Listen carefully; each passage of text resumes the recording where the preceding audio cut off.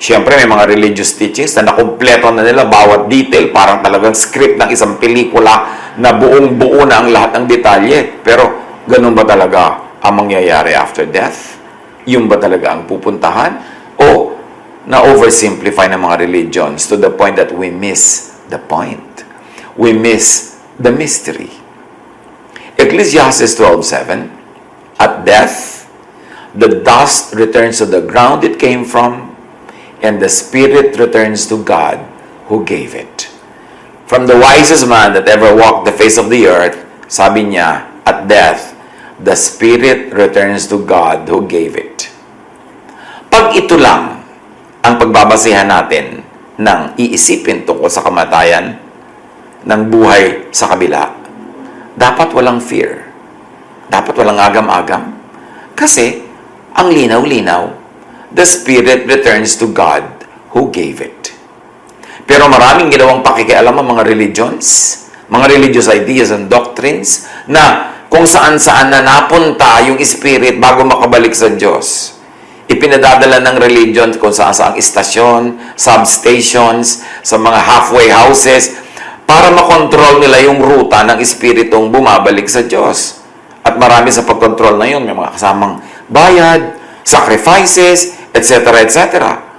Kung ba't humaba, naging masalimuot ang landas ng Espiritu pabalik sa Diyos dahil sa maraming religious teachings, samantalang ang linaw-linaw ng Ecclesiastes 12:7, at death, the dust returns to the ground it came from. Ang katawan ay bumabalik sa alabok, at ang Espiritu ay bumabalik sa Diyos. Walang sinabi dito na rerouting, walang sinabi dito na ikot dito, ikot doon, punta dito, stop here, wait there. No, the Spirit returns to God who gave it.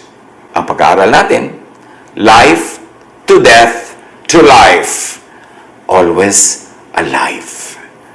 Let us discuss several premises para mag-build up ang ating pag-aaral.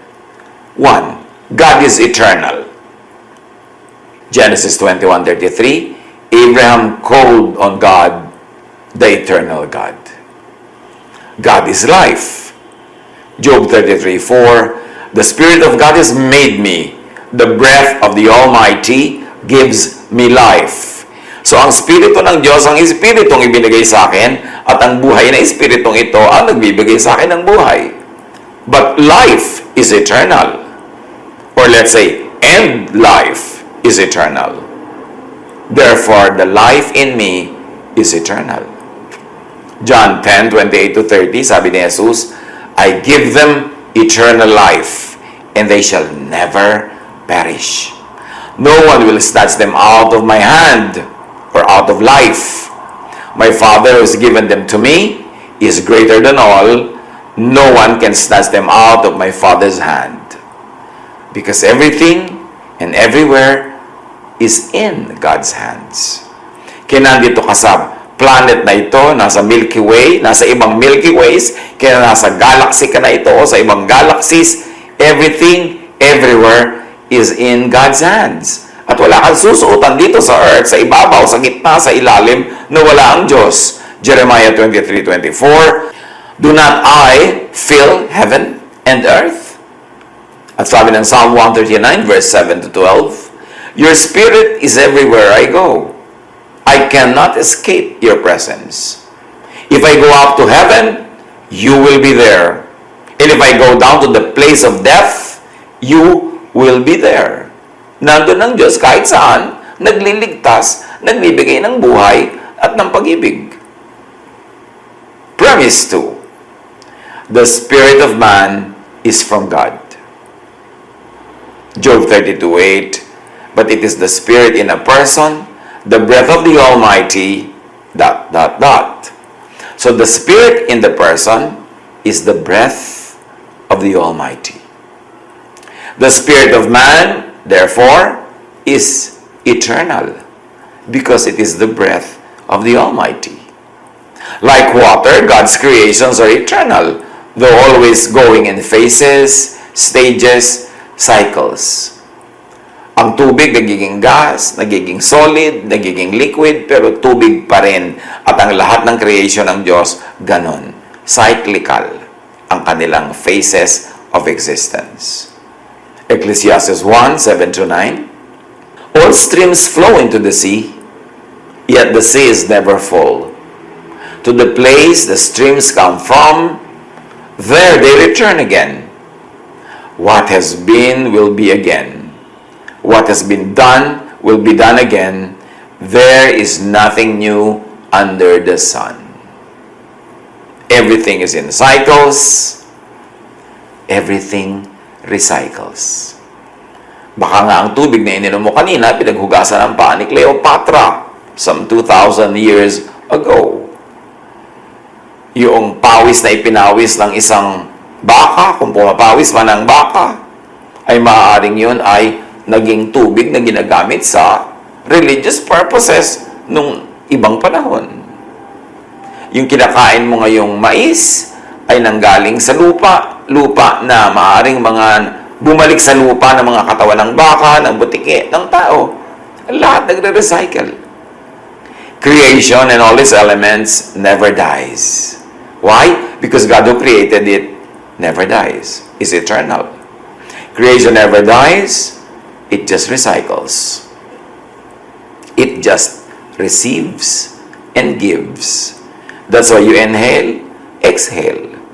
Your body lives and then dies and decays and lives again in another form. Yung mga naging bahagi ng iyong katawan, magiging alikabok, papasok uli sa mga roots ng halaman, magiging bunga ng halaman, makakain ng isang hayop, at yung hayop na yun ay mamamatay, babalik uli sa lupa, makakain uli, pabalik-balik. Nature, creation, is built on the concept of cyclical giving and receiving of reciprocation. Kaya sa Matthew 7:12, so in everything, do to others what you would have them do to you. Cycle yun. For this sums up the law and the prophets. Sa biology, tinatawag ang lahat na carbon cycle. Pabalik-balik ang lahat. Every creation is a counterpart that ensures both existences. One cannot exist without the other. So, yan ang tinatawag na duality. Sa Genesis 1:4, God saw that the light was good, and He separated the light from the darkness. Duality. Ecclesiastes 3:1-8, everything on earth has its own time and its own season. There's a time for birth and death, and so on and so on. At i-discuss ng Ecclesiastes 3 yung mga magkakabaligtad na mga bagay na pare-pareho lang nangyayari in turn, in cycles, sa buhay. Sa classical physics, yan ang tinatawag na third law of motion. Every action is an equal, opposite reaction. Pag may lumalabig, may umiinit. Sa osmosis, liquid moves from a place of higher concentration to a place of lower concentration. Sa quantum physics, sinasabi, every particle has its equivalent opposite or antiparticle. An antiparticle will have the same exact property, but only opposite in charge, negative or positive. Sa natural processes, nagre-repeat at naglo-loop back ang lahat. One is born from the other.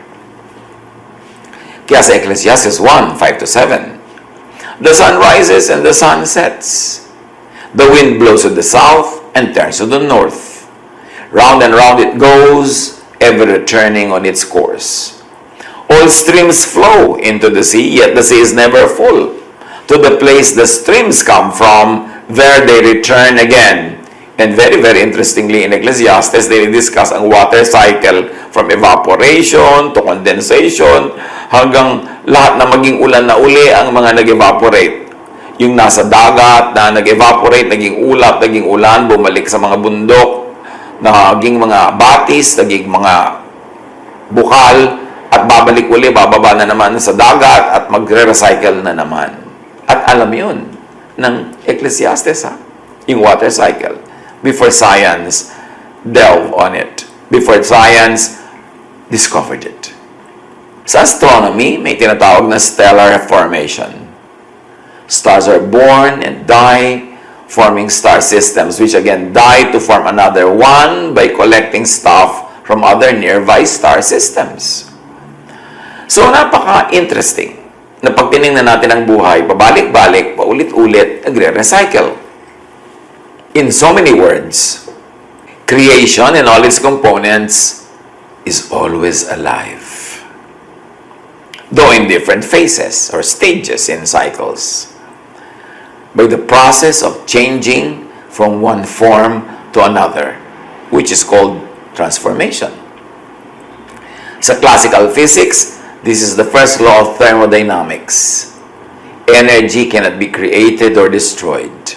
It can only be transformed from one form into another. Sa relativistic physics, matter and energy is one and the same.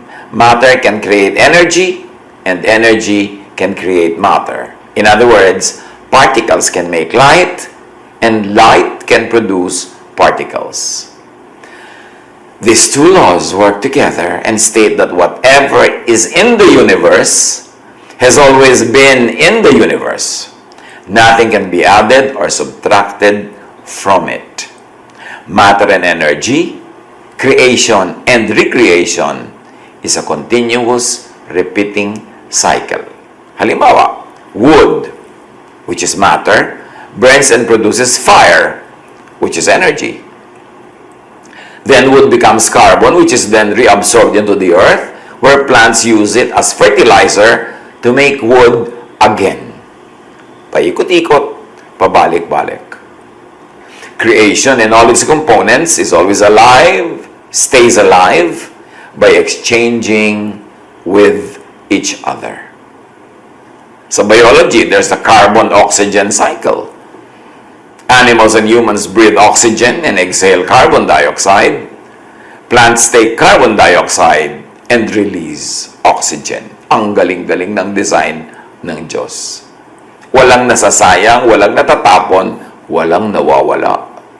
Luke 6:38, the way you give to others is the way God will give to you. Cycles of life. New Year, then end of the year. New Year, then middle of the year, then end of the year. Circles of life. The beginning is the end. And when the beginning is the end, therefore there is no beginning and there is no end. There is only eternity. There is only a circle. A circle of life.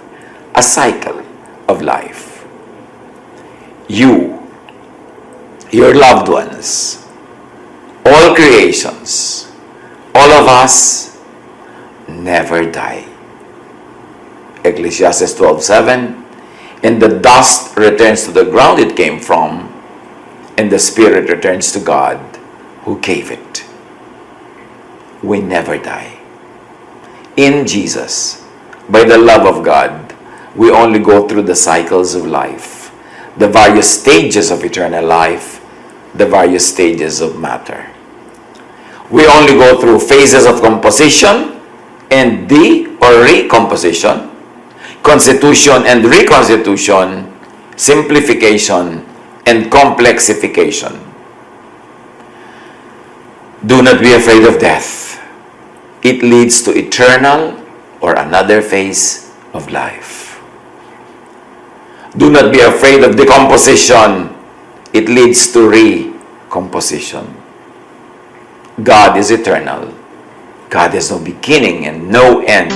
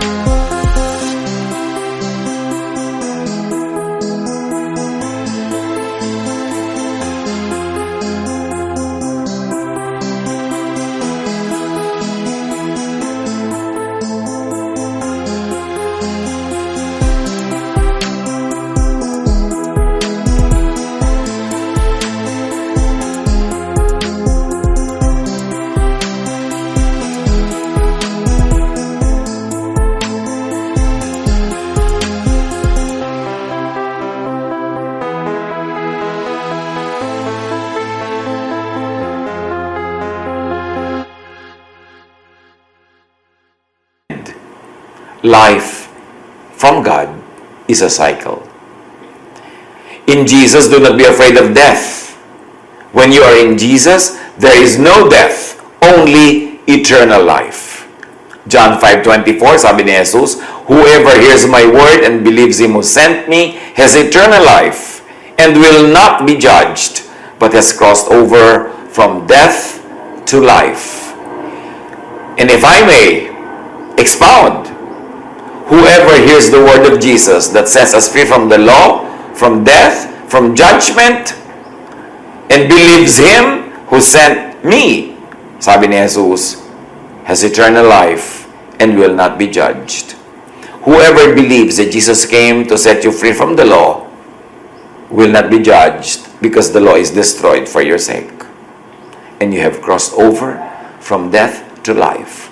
Pag naniwala ka kay Jesus, tinanggap mo siya, tinanggap mo ang kanyang salita, ang kanyang katuruan na pinapalaya kanya mula sa law, therefore wala nang effect sa iyong law, walang judgment, walang death. Therefore, you begin eternal life and you will never die.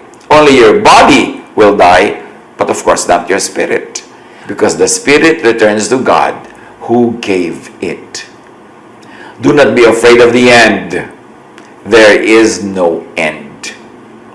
Luke 1:33, His kingdom of which you are a part because you are a child of God will never end. Therefore, you will have no ending. You will not end. You move from life to life, or you move from the so-called death because of the law to life because of grace and love. Knowing, understanding, enjoying eternal life is the gift of new hope. Enjoying peace.